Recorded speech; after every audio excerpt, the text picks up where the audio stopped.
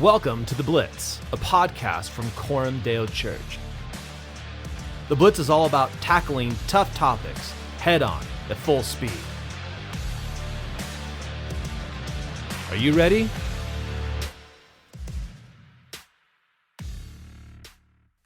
Well, good morning, good afternoon, good evening, good whatever time of the day it is that you happen to be checking out this episode of The Blitz. My name is Pastor John. I'm the lead pastor of Coram Deo Church, and I will be your host today. In the past, we have tackled, weighty, significant, maybe controversial issues. Lately, a lot of that has revolved around COVID. But today, I want to take a little bit of a different angle on this situation. The last episode I did was on exploring whether or not the mandates were biblical. And if you haven't listened to that episode, please do take a moment, go back and listen to it, because I think there's some really helpful and important stuff in there. But I want to talk about the kind of the flip side of this coin. And what I mean by that is this. I do not believe that it is right for the employees in our community to be terminated and to be fired because they have chosen not to get the vaccine. I do not believe that's right, and that's just at all. However, I do believe it is going to happen. I know right now of a few people who have lost their jobs, and a number of people who are looking, the near future for them doesn't look good in terms of continuing at their place of current employment. And so we are looking at a significant number of people, and specifically a significant number of Christians who are going to be facing termination of employment, not because of bad conduct, not because they didn't do their job or anything, but because they didn't receive a vaccine. And so here's what I want to invite you, if I can encourage you a little bit to think about this.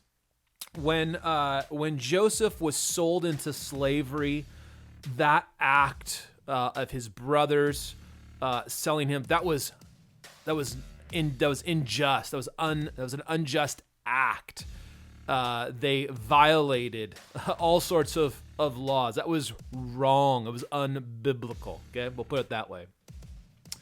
However, as the story unfolds, it becomes very, very clear that as Joseph ascends to the highest position of authority in Egypt and then is used by God to deliver the family that betrayed him, to deliver them out of a great famine and provide food for them, and actually to be their savior. He's a type of Christ there. And Joseph reflects back on his betrayal and being thrown into the pit and sold to the human traffickers. And he says, what man meant for evil, God meant for good. What man meant for evil, God meant for good. And that is always the case, because God is sovereign over all things. And he's even sovereign in the rebellion of people. We see this clearly in the death of Christ in Acts chapter 2 when Peter is preaching.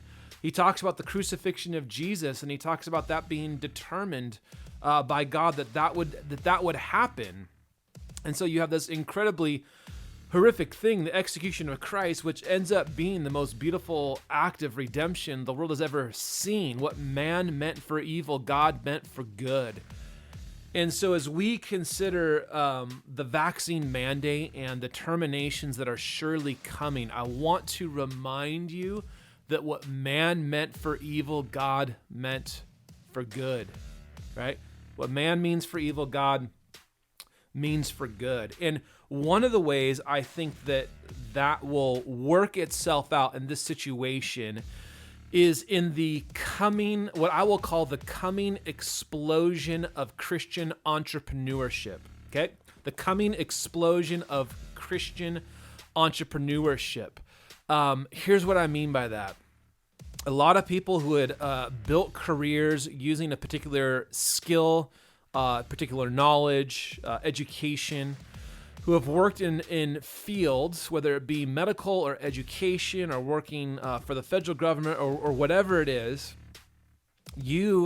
some of you are going to find yourself unemployed, dismissed from your work, and that might be the very thing that God is going to do to catapult you into new business and new ventures and in starting, creating new things. This will be a kind of a push, a divine push into Christian entrepreneurship.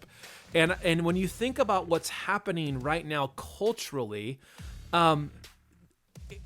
it really is prime time for something like this. There are so many employers in our community who are having a hard time finding workers. There are places that are shutting down because they can't find people to show up.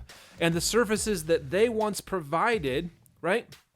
Somebody still wants those services, right? There's still a need for the products that were being provided, and there are products that are not yet being provided. There are things that haven't been dreamed up. There are things that haven't been invented. There are ideas and business ideas and dreams that nobody has yet tried to implement in our community. And might this be the time where God would be using something that men meant for evil, and that is you losing your employment, and God is using that to thrust people, and specifically his own people, Christians, members of churches, to thrust them into new business ventures that are not just going to be a way of provision for an individual family, but might these businesses grow? Might they thrive? Might they employ multiple people? Might there be a new service and a new product delivered in our community that isn't currently being delivered? Or maybe there is a product that is going to be delivered in a way that is superior to the way it is currently being delivered. And I mean, the sky is the limit here. You think about, man, maybe we've got some a micro brew, a pub that will open up? Do we have coffee shops that are going to open up? Do we have services? Do we have mechanics? Do we have new things nobody's even thought about yet? Ideas that nobody has considered, but things that Christians are going to be considering, and that they would have never, ever in their life previously considered because they just figured they were going to be working their job for the rest of their life. And what man meant for evil, God meant for good. I know right now there is an organization in our community in Kitsap that is really just knocking the ball out of the park when it comes to healthcare. And they as an organization and behind their leader have re-envisioned the way that doctors and nurses can care for people. And I am now, that's where I get my healthcare needs addressed. It is phenomenal. It is incredible. It's a brand new thing. But in order for that to be birthed, there had to be, birthing pains of leaving one thing that was, stable and following a vision and a conviction and a dream, and then something else is built and it's multiplying. And that story could be repeated over and over and over again in our own community. So what I want to do here as we close this is I want to encourage you, especially those of you who are really looking at the loss of employment. Some things for you to consider. One, you need to be talking to your pastors, talk to your church. If you're part of Coram Deo, talk to your elders and pastors. Let them know what your needs are. We can only bear your burdens if you share the burdens with us. So let us know what the needs are. This is the time for the church to band together, to love one another, to care for each other. You're not alone. So be communicating what those needs are, financial needs. Be praying ask your brothers and sisters to be praying for you. Right now, we've asked our whole church to enter into a time of prayer and fasting, and we're fasting specifically for God's provision for families who are going to be affected by these mandates. But I want you also to be praying and thinking and dreaming about what might God be calling you into? How might God be taking this event, which men meant for evil, how might he be meaning it and using it for good, and not just for your good or for the good of your family, but what about the good of the community? What kind of businesses will get launched? What kind of ideas will be birthed out of this season? Because I think this is a unique time for an explosion of Christian entrepreneurship. Yes, it's difficult. Yes, it is unexpected. But in the beginning, when God made Adam and Eve, he gave them a cultural mandate. They were to multiply and have dominion and rule and subdue.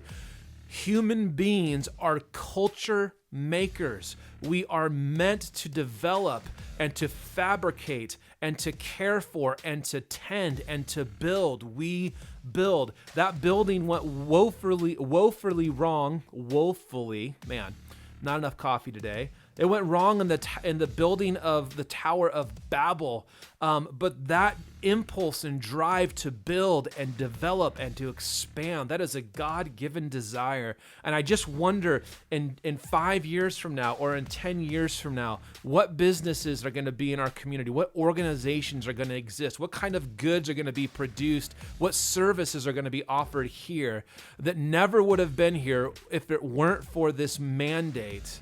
But by God's sovereign grace and wisdom, he used what men meant for evil. He used it for good, to bring good things to this community and to bring good things to the leaders and the families and the people who are going to be developing this business. So as you're thinking through all this stuff and considering the future, I want you to consider, is God calling you into entrepreneurship? Is he calling you to start a new business, to create or provide a new service or anything like that? Please consider whether or not God is doing that, because that's just the type of thing that God would do. He could take an unjust mandate and move a bunch of Christians out of their jobs and cause them to start businesses and expand those businesses and employ these Christians and have Christian businesses. And a community that is saturated with Christian businesses is a good community. That's a great thing.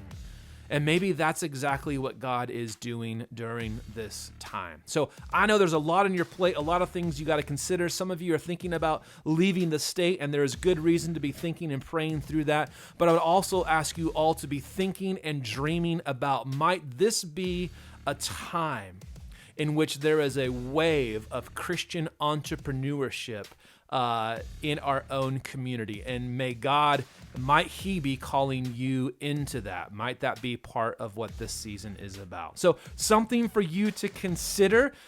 This episode is probably the shortest we've ever done, but I felt like this needed to be said, and so I hope it's encouraging for you. And I'd love to hear back your thoughts. If you're thinking about business ideas or entrepreneur and launching stuff, let me know. I'd love to know about it. All right, take care. That's the end of this episode. Till next time. See you later.